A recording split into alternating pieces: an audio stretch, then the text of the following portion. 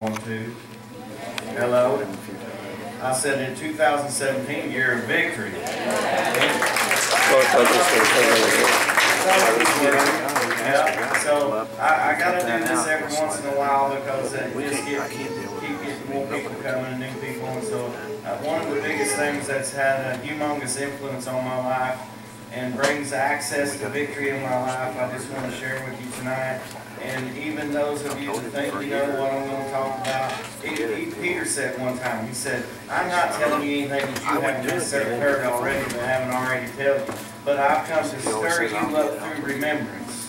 Right? So I'm saying, I'm just believing big tonight. I'm believing real big tonight. Is that all right with you? I'm believing so big that some of y'all that even agree with all this and everything going on, you might have been hearing this for 4 or 5 years, been fighting the good fight of faith, been some stuff that you've dealt with and struggled with for years, maybe your whole life, and you went at it for a while and you fought it for a while, but then you kind of fell into the routine. Cowboy church Thursday night, this, yeah we believe, it's not really working, but yeah we believe, it's not really working, but yeah we believe, and we just kind of fell into the going through the motions of it. I'm talking to y'all too. I'm going to fan it up tonight, and we're going to go out here. I'm talking. Has everybody got one of these? Did anybody sneak in here and not get one? Even if you don't want one, get one. All right. Does anybody need one? Does anybody need one? Everybody got one? There's that one. Anybody else? Everybody's got one? Even if you don't want one, you'll want one later. Good? All right. All right. Here we go. I want to show you this because this is a huge impact in my life. It's made a big difference in my life, and even those of you that have heard this and done it and been in it and used it, you still get away from it. And so I'm just going to stir you up tonight. Is that all right? I'm going to talk about communion. I'm going to talk about communion, the new covenant meal. All right? Because this is a big deal. And so if you've been in church your whole life and you took communion and it's just kind of been a thing and it's been a ritual and not really, it says in Hebrews 4, I believe it's Hebrews 4, it says this, you've heard me say it several times, it said this, the same word that was preached unto us was preached unto them, but they did not mix it with faith, so it did not profit them. You can hear the same thing as somebody else and somebody gets profit from it and you not get profit from it. The difference being, did not mix it with faith. So we're going to mix it with faith tonight. That'd be all right? It's not just going to be a ritual or go through the motions. We're going to hear it. We're going to not just hear it. We're going to hear it. You got me?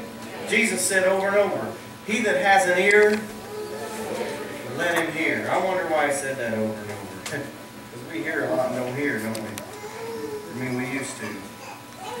All right, let's get in it. You ready? This is life-changing, and just about like everything else that we're learning that comes from God, the gifts of God and all that, is more about life than it is about church. It's more given to us for life than it is about church. If all the stuff and all the gifts and all the promises that we have were given to us so that we could all gather up and have church somewhere and just have a big time and then go on with the rest of life and get beat up and live like hell the rest of the time, Phooey. God's way better than that. He said, I've come that you might have life. So I'm saying, I'm going to show you some stuff here tonight so that this can be implemented into your life. Not that you can come on Thursday night, not that you got to come find some preacher or some priest somewhere, but you have access to God himself and the things of God and the blessings of God and the access to God, the presence of God. You have everything you need and don't need me. All right? Now, it doesn't mean I'm not here. It doesn't mean we're not here for each other and all that. But don't hear me saying, but you know what I mean. All right? Let's go. 1 Corinthians 11. 1 Corinthians 11, this is Paul writing to the Corinthian church, and so they've kind of got communion all hoodooed, and so he's kind of showing them some stuff and straightening them out here, all right? So we're going to start in 1 Corinthians 11, start at verse 23, all right? You follow along and check me, all right? Don't take my word for it. Somebody read along here. If you just Take my word for it if I'm wrong. I'm wrong sometimes. Verse 23. For I received from the Lord that which I also delivered to you, that the Lord Jesus, in the night in which he was betrayed, took bread. And when he had given thanks, he broke it and said, This is my body, which is for you. Do this in remembrance of me. In the same way he took the cup also after supper, saying, This cup is the new covenant in my blood. Do this as often as you drink it in remembrance of me. Remembrance. Peter said, I'm not telling you something you haven't already heard, but I'm going to stir you up through remembrance. Remember, for as often as you eat this bread and drink the cup, you proclaim. Everybody say, you proclaim. You proclaim. You proclaim the Lord's death until he comes. Therefore, whoever eats the bread or drinks the cup of the Lord in an unworthy manner, say unworthy manner, shall be guilty of the body and the blood of the Lord. But a man must examine himself, and in so doing he is to eat of the bread and drink of the cup. For he who eats and drinks judgment to himself, if he does not judge the body rightly. For this reason many among you are weak and sick, and a number sleep, which means die before your time. You died too early. That's what sleep means there, right?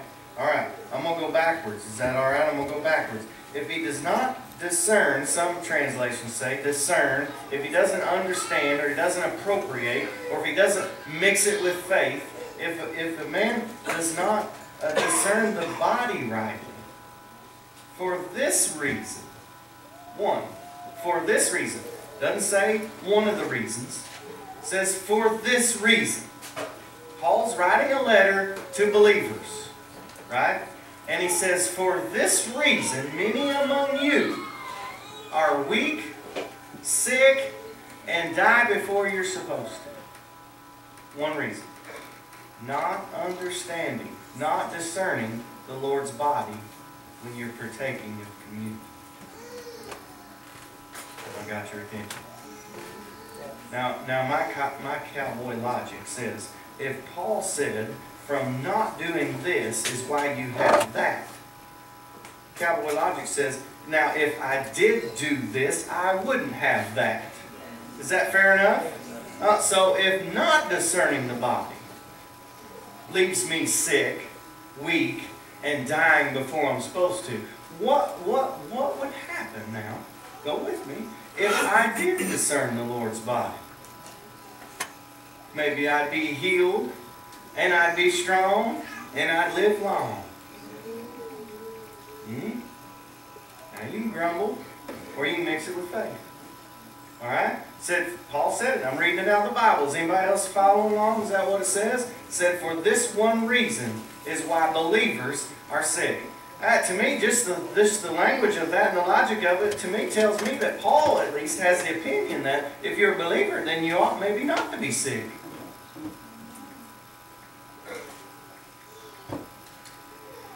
Alright, let's back up, because now I can hear myself. What I used to say was, well, okay, yeah, for somebody, but not for me. For them good folks. Because he said, examine yourself. Find out, you taking this in an unworthy manner, right? What's yours say right there, Miss Marianne? Where it says unworthy manner. Some say unworthily. Yours say unworthily. King James maybe says unworthily. Unworthy manner. Mine says in an unworthy manner. Now, is unworthy describing the taking or the manner of the taking? Unworthily is an adverb. Right? I'm married to a school teacher.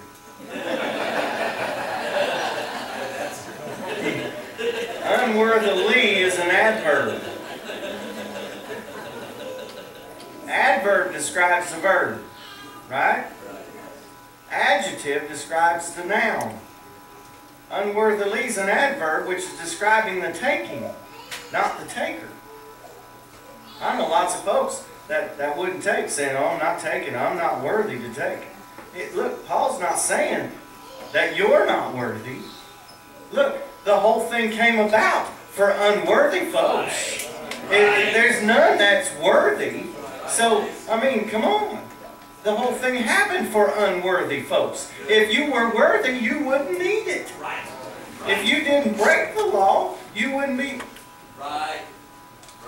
So he's saying, look, those that are taking this the wrong way, not really appropriating, not really understand what you're doing, not really mixing it with faith. You just get together and just having all this, doesn't mean nothing to you, this, that, who y'all, all this stuff going on. He's saying, he who takes this in an unworthy manner, describing the manner that you're taking, not the taker. With me? That'll be a big sigh of relief for some of you, because you've been not taking it, and because of not taking it and taking it wrong is why it's go on to say fancy language of saying judgment upon you, judgment this, that. It means you're already under judgment because you're sick. Not partaking it correctly is why that judgment's happened. Alright? So, everybody here, on your own merits, you're unworthy. But according to this book, according to Romans 3, I can go all through them in every CD from the past 6, 7 years, talking about that righteousness is a gift. You've been given the gift of righteousness. Romans 3:24, God Himself, those that have put their faith in Jesus, God Himself has declared you righteous. He who knew no sin became sin, so that we who knew no righteousness might become righteous. Righteousness is a gift. If you've believed in Jesus, He was the Son of God, He loved you and died for you in your place. He took your sin and gave you His righteousness. Now how much more worthy or qualified or holy does it get than that? See, if we're looking to our performance and our behavior to dictate whether we're worthy or righteous, then we'll every time. But we're not looking at our performance and our behavior to dictate whether we're righteous or not. We're looking to the Lamb. See, He gave us His righteousness and His worthiness, and He qualified us with His performance and His behavior. He upheld the law, every tittle of it, and then gave me His report card.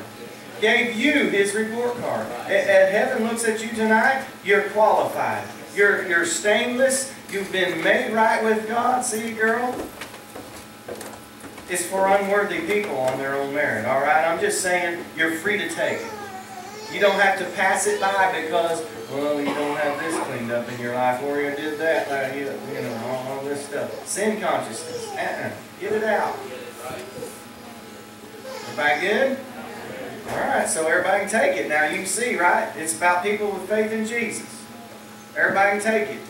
And so knowing that now you partake, and now the judgment is no longer over your life. You ready? Alright, because now you got to know this, because if you do discern the body, guess what? You get healed, you get strong, and you live long. Sound good? Alright, let's see. Alright, let's go. Oh boy, this is good. He said this. Oh, well, you know, all of this Old Testament, the Old Testament is like a painting or a portrait of the New Testament, right? It's like a shadow, or it's a picture of the real thing, right? We don't have to no longer look at the picture necessarily. I'm not saying don't read it. I'm just saying that's no longer what we have to live by and go by, because now we have the real thing. But even in the Old Testament, they had a picture that when Jesus gathered the disciples and they had the Last Supper, the Lord's Supper, took communion, well, they were celebrating the Passover. Celebrating the Passover. And so what that was, way back when all the nation of Israel, Hebrews, they were enslaved to Egypt, right? For 400 years they were slaves. And here God gets ready. He sends Moses, remember? And you can read this in Exodus.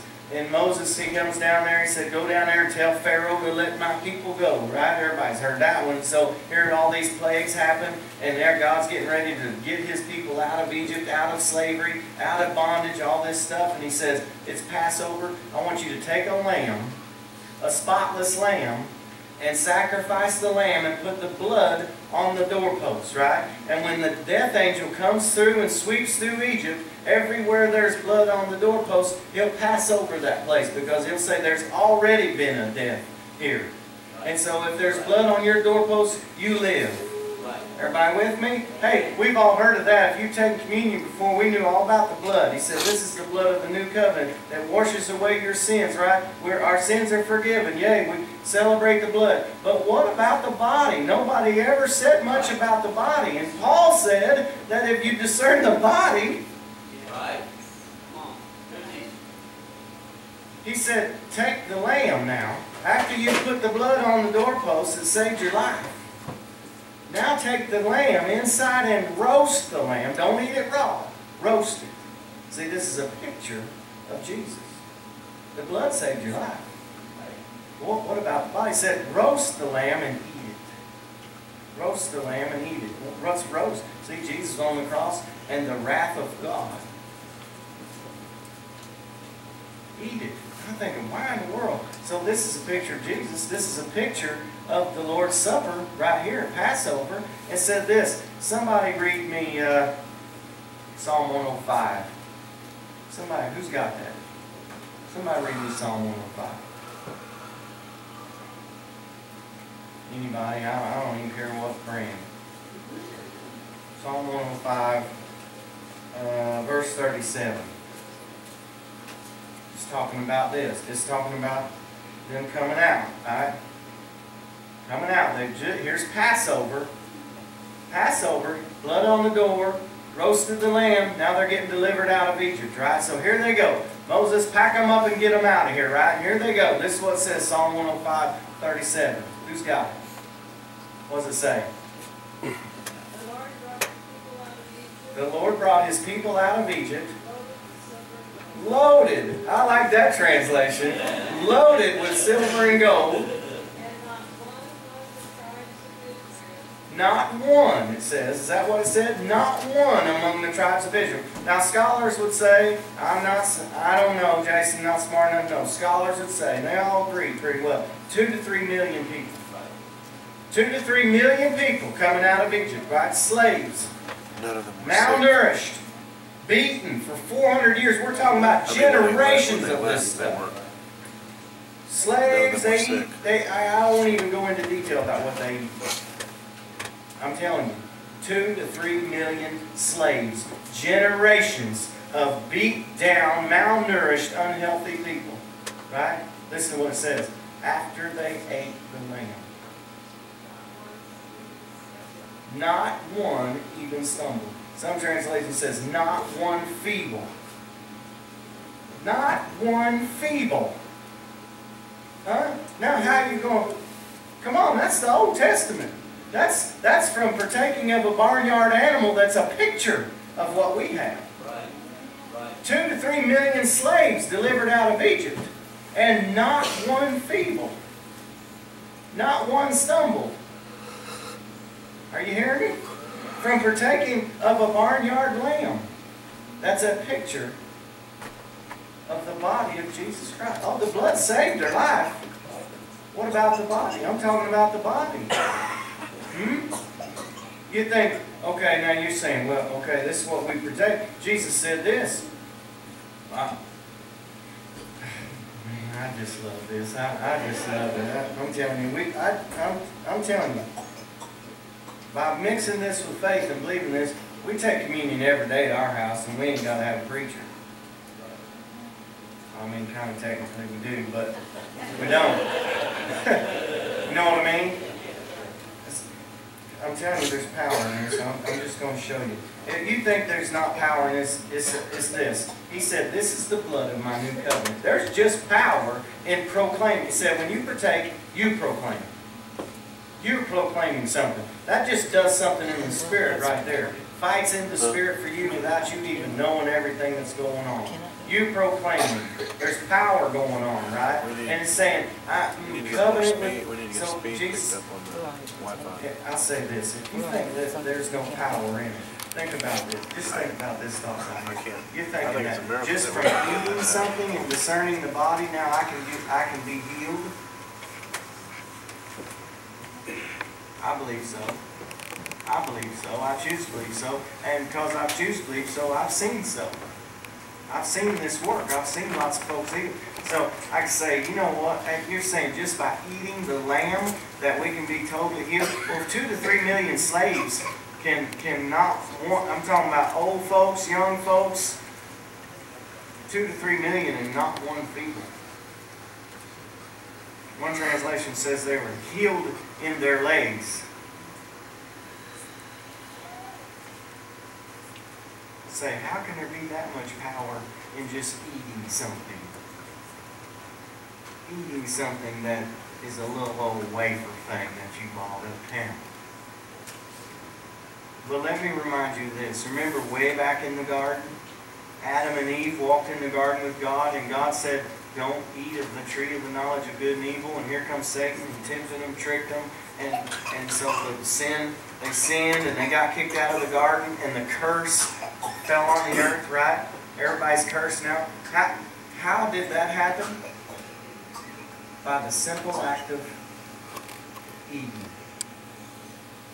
Wouldn't it be just like God to undo the curse? I'm talking about you and your life, me and my life. I'm talking about right here, where we live, today, every day. Not one day in the wild blue yonder. Now, I'm talking about now. Right here. Wouldn't it be just like God to say, hey, if the curse was brought on by the simple act of eating, what about mixing some faith in the broken body of Jesus Himself to undo the curse in our life and bring health and wholeness and wellness into our life? Is the curse broken or not? All right, I want to show you something here. I'm going to go to Matthew. Because I'm telling you, there's power in this. There's power in knowing this and discerning this. Even David in the Old Testament, David had some kind of revelation with God more than normal. Because he spent time in the field with God. I don't know. I don't know what he had. He had something, but he understood some of this stuff. Because it's power in knowing you're in covenant with God. Power knowing you're in covenant with God. You're proclaiming this. Proclaiming. When you partake, you proclaim. You know what you're proclaiming? The death. And when the death happened, you were born into a new covenant. So you're proclaiming, I'm in covenant with God. Hey, I'm in covenant with God. I'm taking this, I'm in covenant with God. You know how much power there is in that right there? I'm covenant people. We're covenant people. David, he walks up on Goliath, right? Remember this? David and Goliath? And David says this, who is this uncircumcised Philistine? Now my first thought ain't real spiritual, but I thought, how in the world did he even know that?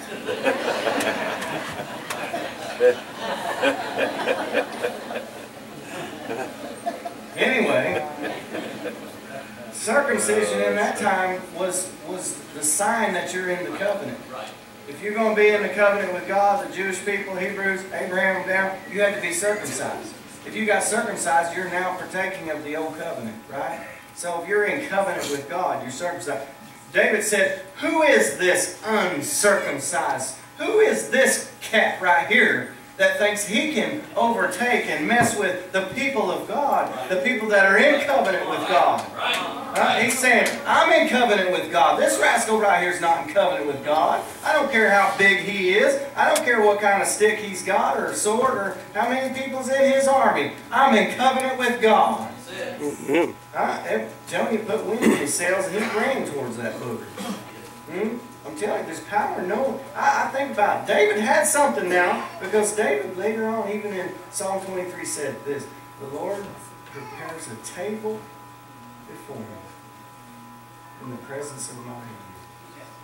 I don't even know if he knew what he was talking about, but I'm telling you, I think he's talking about communion. Proclaiming of the broken body and that I'm in covenant with God. Are you hearing me? Okay, listen to this. Jesus said, y'all just stay, all right? You guys got stuff here? You just stay. All right. Listen to this. Let's look at Matthew. Matthew 26. What's Psalm 103 say? Bless the Lord, O my soul, and all that is within me.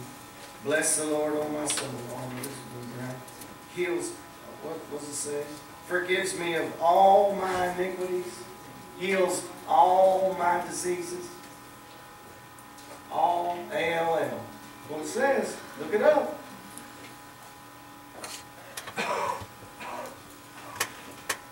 Matthew 26. I'm about through, so Matthew 26. Now, see, I know this for sure. People getting healed tonight. Jesus.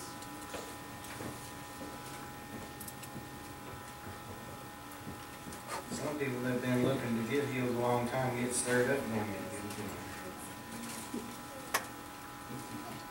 Now listen to this. This is Matthew 26. This is what's really going on. Jesus said that while they were eating, Jesus took some bread, and after a blessing, he broke it. Took the bread and blessed it and broke it and gave it. Took bread, broke it, and gave it to the disciples and said, "Take, eat, this is my body." And when he had taken a cup and given thanks, he gave it to them, saying, "Drink from it, all of you, for this is my blood of the new covenant, which is poured out for many for forgiveness of sins." All right? It says that he blessed it, broke it, and gave it. It was bread, right? He blessed it, he broke it, and he gave it, and said, "Take, eat. This is my body." Somehow in the process there, it went from being bread, it got broken, it got blessed, broken, and given.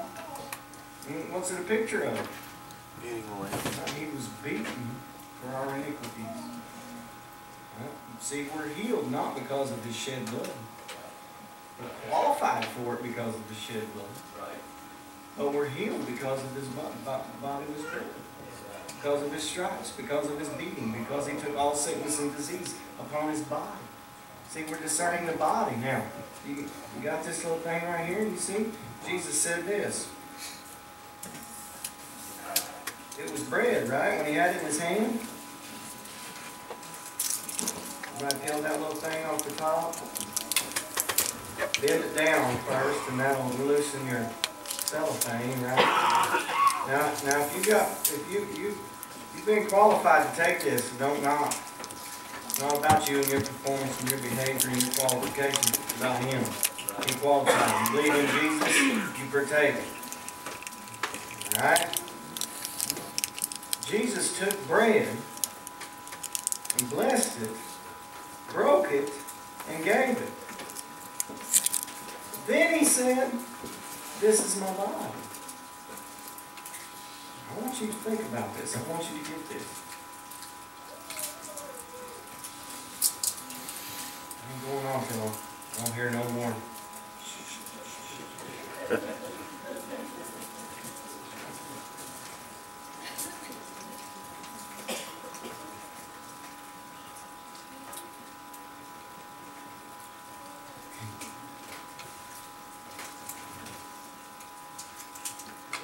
I want you to think about this. Like this, I want you to close your eyes. Just sit there and close your eyes. Jesus took bread. And put yourself there. Put yourself in that room. See Jesus serving. Jesus serving you. He took bread. He blessed it. And he broke it. And he gave it to you. And somehow in giving it to you, it no longer was bread, but became his body. He said, "Take, eat this." When they ate, they must have understood because they walked with him. They lived with him. They were with him 3.5 years. They never saw him sick. I think they understood what he meant by that. You see him there, breaking that bread and giving it to you and saying to you, "Take, eat. This is my body, which was broken for you."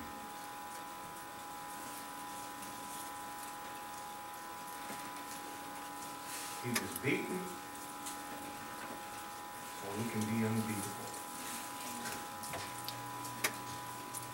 Then he took the cup. and said, "This is my blood, the new covenant."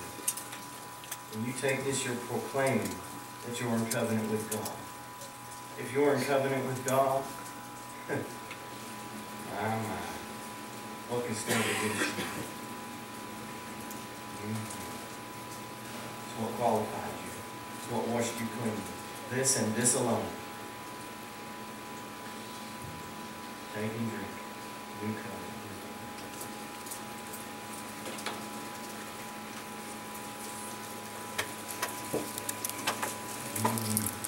Now look, I'm doing this tonight so that y'all know what you're doing, so that you can do it all the time.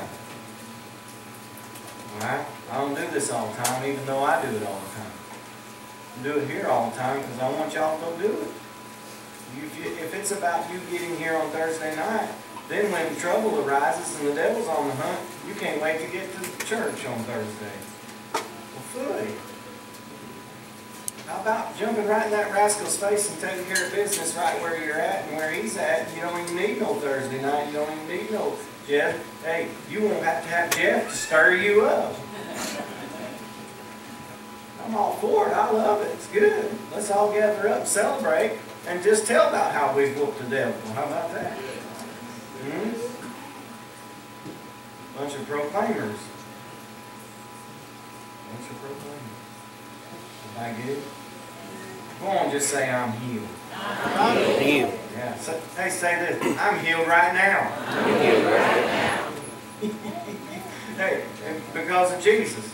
Because of Jesus. Yeah. Go, you better say it. You better say this again. I'm healed right now. I'm healed right now. Hey, say it like somebody's arguing with you. I'm healed right now. I'm healed. Because of Jesus. Because of Jesus. Yeah. Say that again. Because of Jesus. Because of Jesus.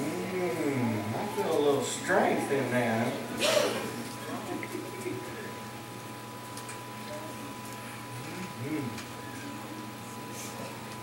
I'm healed right now.